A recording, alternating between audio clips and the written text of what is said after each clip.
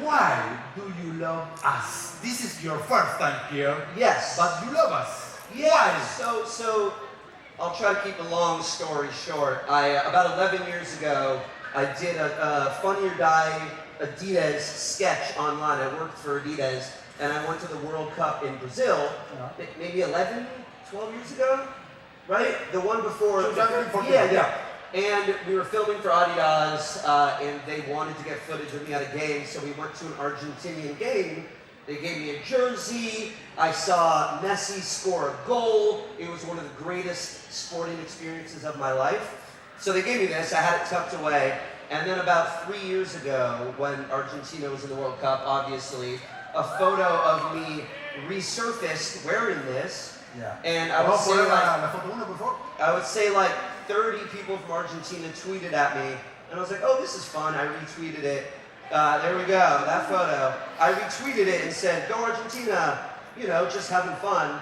And they won that game.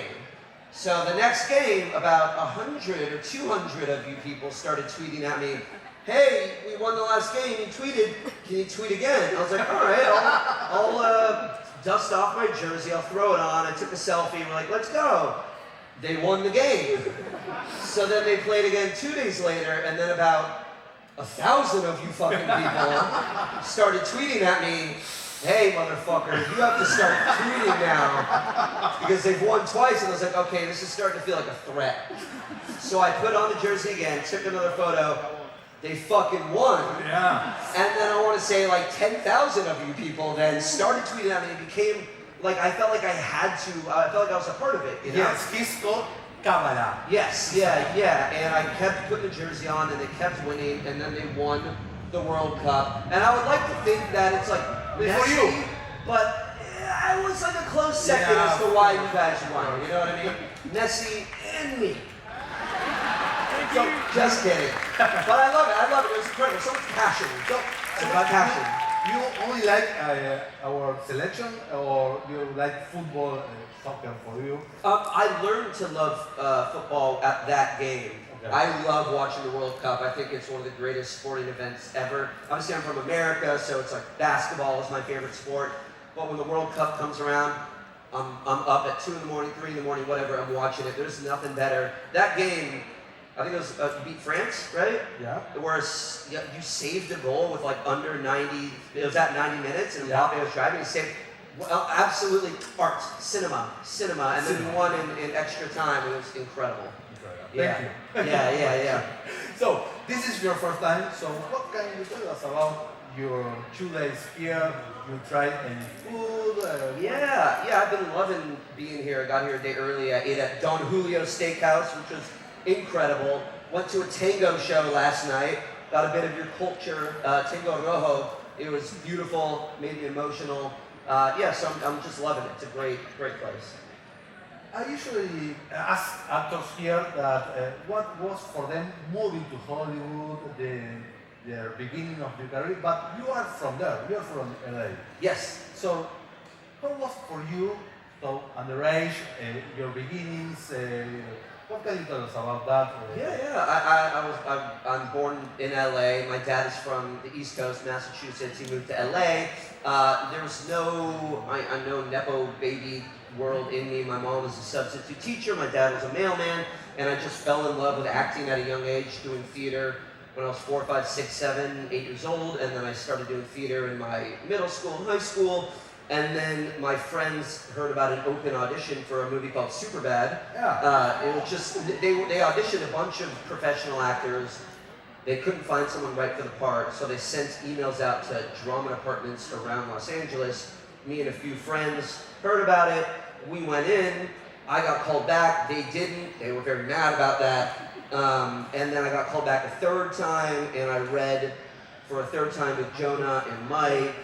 And Bill Hader and Seth Rogen and everybody, and I just went in not expecting to get the part at all, and we just improvised, and 2 weeks later they called me and said that I had booked this movie, and I just started shooting Superbad, and you know, it's been off to the races ever since. How are you? Oh, 17, yes. What was that for you to be that age and be in that set and what all those actors? I mean, it's a dream. It really was, like I said, it was my first acting experience, so I didn't know what to expect.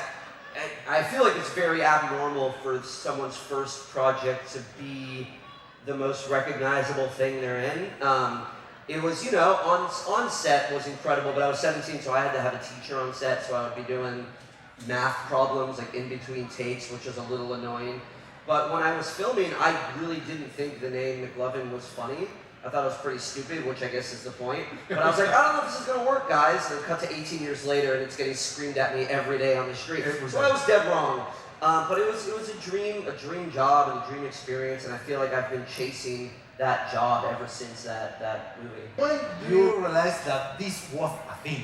Now every day someone calls you Mclovin. Yeah. You read it in the script and it was stupid for you. Yeah. But when Mclovin is something. When do you realize? I mean, it's hard to know if something's gonna stick around right when it comes out. Because right when it came out, it was like being in the fucking Beatles for like frat boys. You know what I mean? Like right when it came out, I would go to a Chipotle and people would be like, Mclovin, and they would run across the Chipotle and they'd like be grabbing my face. Except it wasn't like cute girls, it was like really fat, like 19-year-old kid boys, you know? So it was really intense for like an 18, 19-year-old kid to like one day not be recognized and the day after have a lot of people recognize you.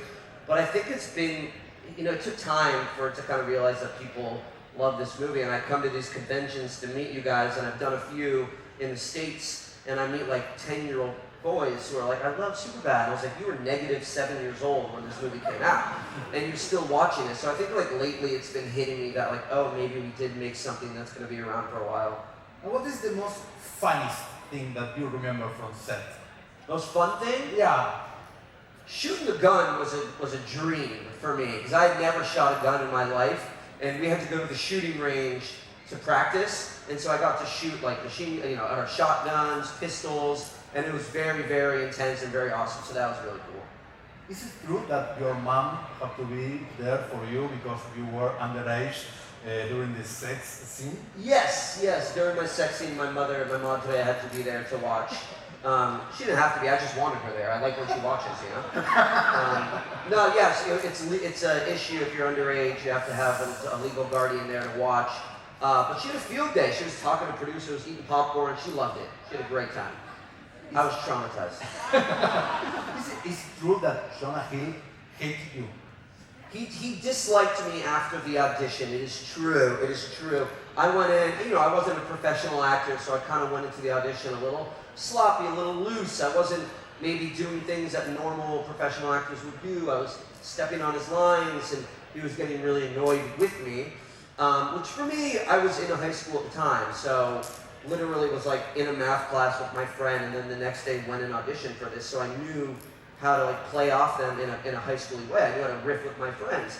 So I would he would roast me, and I would roast him back. I wouldn't let it bother me, and it really bothered him. And so after the audition, as soon as I left the room, he told everyone that they can't cast me, and that's why they casted me. So honestly, in a way, him disliking me really helped get the part, and you can see it in the scene we just watched, where like he really hates me, and I'm just like, fuck you. Like it really adds to the dynamic. I think if he would have liked me, I don't think the movie would have been as good, honestly. And back then, did you know that this was a real story based on Seth Rogen and Evan Goldberg? Yes. Seth Rogen, Evan Goldberg, the writers, started writing this when they were 13 years old up in Vancouver. That's amazing. Unbelievable. And then he booked Knocked Up, and they were like, do you have any scripts? And he's like, I got this old thing, they reworked it. But yeah, it was loosely based on their life, and there is an actual Fogel up in Vancouver somewhere that is based on a real character. You kept in touch with those guys to this day? We talk every now and then, yeah. I just saw Seth and Evan not too long ago. What, Dave Franco? So what's that? Dave Franco is in there too. Your friend Dave. David, yes, yeah. Dave Franco is one of my best friends. He's in this movie. We did Fright Night together. We did Neighbors together. Yeah, we still talk. Michael Cera and I still talk. Yeah, they're all amazing. Do you knew something about this? I grew up loving comic books, superhero movies, but I never thought that there would be a superhero movie for me because I was a very skinny, scrawny, weak little bitch white boy, and I was like, I can never be in Spider-Man or Avengers or anything like that. And then this script fell in my lap, and it was about kids who don't have superpowers and don't know how to fight, but they're still superheroes. I was like, I'm perfect for this. And so I went in and I auditioned for the character of Kick-Ass, actually, for Matthew Vaughn, the director. And immediately he was like, you're not right for this. And I was like, well, you could fucking tell my agent, you have to tell me right to my face. And he goes, but you would be right for the other character, Red Mist. And I was like, oh, okay. So he offered me the part of Red Mist right in the room on the spot. Wow. It was amazing. Yeah, and I got to go to London. I was 19. I got to live away from my parents for the first time, and I got to go make an action movie. It was a dream. How was building the chemistry between you and Aaron? And Aaron, yeah, it was great, man. It was really exciting because he was an unknown at the time, and now he's like a fucking megastar, you know what I mean? And so when we both booked the part, we got in communications. He was from London, so he took me out. We had a few drinks, and we were like very close in age, so we immediately were just like very giddy about the job and giddy about playing superheroes. And he's a really funny guy, so we just got along immediately. Red Mist is like the classic comic book character that is good and turns evil. Yeah. How do you build and prepare, craft that quality of the whole movie and in the end? Yeah, you know, it really only, he's good, even though he turns on Hit Girl and Big Daddy, he really thinks he's doing the right thing here. So he really is, in my eyes, is good up until his dad dies, which is like the last 10 minutes of the movie. And that really helped by building chemistry with Mark Strong, who played my dad. We did a lot of rehearsals. And so when my chemistry and love grew for Mark, my love for my dad in the movie grew as well. So I just kept kind of falling in love with him. And by the end, when he died, it was just like the it's Mclovin or the motherfucker, the things that get yelled at me. I'm like, why couldn't it have been a cool name? You know what I mean? Like, where's the motherfucker's pretty cool. It's pretty cool. It's a little aggressive at first. So they go, motherfucker, and they go, fuck you. I'm like, oh, right, the movie, of course. Yeah, but that was really fun to do as well, the second one. This time, you were the villain for the beginning of the movie. Yeah. How was that for you? That was really fun. That was the first movie I worked with an acting coach on because it was a little bit heavier material. And it was really fun kind of creating this arc of this villain where he's still kind of a little bitch in the beginning. And I remember working with my coach and we would like turn his posture at the top of the movie like kind of inward or maybe slouch. And the more confidence he gets in being the motherfucker, we would straighten his back up and push his shoulders back so he had more of a villainy kind of posture to him. Something with your voice too. A little deeper, yeah. I'm a motherfucker. Yeah, a little deeper as well, which is kind of a nice thing that we added onto it. And then at that time you were in role models and neighbors. Yes. Yeah. I know that. Neighbors, yeah. What was like that for you? Role Models was incredible. I got to work with Paul Rudd, he's just absolutely amazing. And Sean William Scott. Which was great because he came off American Pie, and he was known for Stifler, and I came off of Superbad, and I was known for Mclovin. And so it was really good working with him because he kind of gave me insight into like how to handle what that would be like. But it was just a great, big, dumb comedy, and then Neighbors was amazing because I'm not in a lot of it, so I get to just kind of come to set and watch a lot of really funny people be funny. It's amazing. We have 5 minutes left. Yeah. I want all of us. And then we got Noah Schnaps, baby! I'm just the appetizer. We want to know you a little better. No, you have a band, you play. I do, yeah. I play bass in a band that I have called Color Vision, and then I play bass with a great musician named Ben Queller, Benkweller. He's been around for 20 years. I just started playing with him 5 years ago. It's just a dream. It's great for when acting work is slow. I can turn to music, and when music gets a little slow, I can turn to acting. So I'm very blessed to kind of dabble in both art forms right now.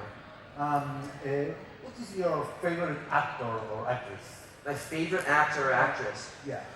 That's tough, man. I mean, Joaquin Phoenix is at the top of his game right now. I love Benicio del Toro. Leonardo DiCaprio is amazing. There's an underrated actor. His name is Christopher Abbott. I don't know if you know him.